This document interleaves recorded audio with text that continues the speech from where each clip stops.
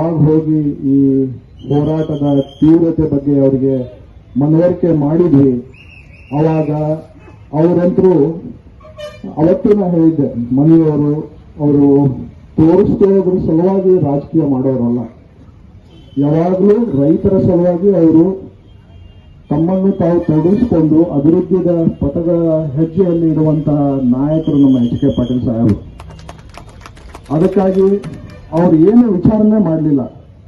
ಇಲ್ಲಿ ಬರೋದಕ್ಕಿಂತ ಮೊದಲು ಈ ವಿಚಾರನ ಮತ್ತು ಹೆಸರಿನ ವಿಚಾರಗಳನ್ನ ಕ್ಯಾಬಿನೆಟಿನ ಸಬ್ ಕಮಿಟಿ ಮುಂದೆ ಅದನ್ನು ಒಯ್ದು ಮುಖ್ಯಮಂತ್ರಿಗಳಿಗೆ ಮನವರಿಕೆ ಮಾಡಿ ಆಮೇಲೆ ಪರಮ ಪೂಜ್ಯರ ಆರೋಗ್ಯದಲ್ಲಿ ವ್ಯತ್ಯಾಸ ಆಗಿದ್ದಕ್ಕೆ ಅದನ್ನ ನಮ್ಮ ಚನ್ನಪ್ಪಣ್ಣ ಜಗಲಿಯವರು ಅವರ ಗಮನಕ್ಕೆ ತಂದು ಕೂಡಲೇ ರಾತ್ರೋರಾತ್ರಿ ಇಲ್ಲಿ ಬಂದು ಮತ್ತೆ ಅಜ್ಜ ಅವರಿಗೆ ಭರವಸೆಯನ್ನ ಒಂದು ಕೊಟ್ಟು ಅವರು ಮುಂದೆ ಬೆಂಗಳೂರಿಗೆ ಹೋದರು.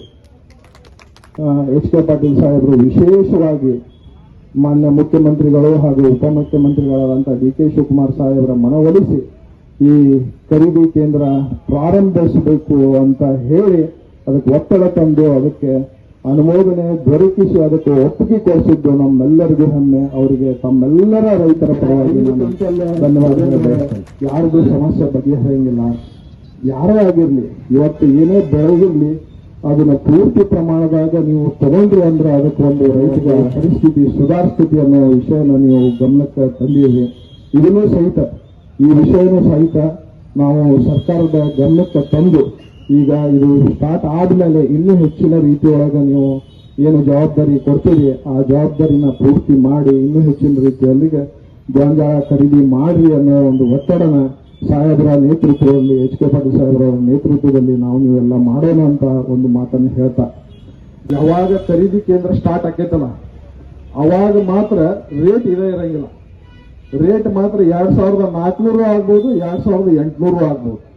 ಯಾಕಂದ್ರೆ 2400 ರೇಟ್ ಇಲ್ಲಿ ಸ್ಟಾರ್ಟ್ ಆಕೈತಿ. ಅವಾಗ ಇದ್ರ ಮಾರ್ಕೆಟ್ ರೇಟು ನನ್ನ ಒಂದು ವಿಚಾರದ ಪ್ರಕಾರ ಬಹುಶಃ ನೀವೆಲ್ಲ ನಿಮ್ಮ ಹೋರಾಟ ಹೆಂಗೈತಲ್ಲ ಸರ್ಕಾರನ ತಗೋಬೇಕು ಅನ್ನಂಗಿಲ್ಲ. ಅವಾಗ ಎಲ್ಲಾ ವ್ಯಾಪಾರಸ್ಥರು ಮುಂದೆ ಬಂದು ಇದಕ್ಕೆ 2500, 2600 ರೇಟ್ ಕೊಡುವಂತ ಒಂದು ಪರಿಸ್ಥಿತಿ ನಿರ್ಮಾಣ ಆಗೋದು. ಎಲ್ಲರಿಗೂ ಇನ್ನೊಮ್ಮೆ ಧನ್ಯವಾದ ಹೇಳಿ ನಿಮ್ಮ ಜೊತೆ ನಾನು ಒಂದು ಹೆಜ್ಜೆಯನ್ನಿಟ್ಟು ನಡೀತೀನಿ. ನನ್ನಲ್ಲಿನೂ ಯಾವಾಗಲೂ ಪ್ರೀತಿ ವಿಶ್ವಾಸ ಇರಲಿ ಅಂತ ತಮ್ಮಲ್ಲಿ ವಿನಂತಿ ಮಾಡ್ಕೊಂಡು ನಾನು ಒಂದು ಮಾತು ಮುಗಿಸ್ತೇನೆ. ಜೈ ಹಿಂದ್.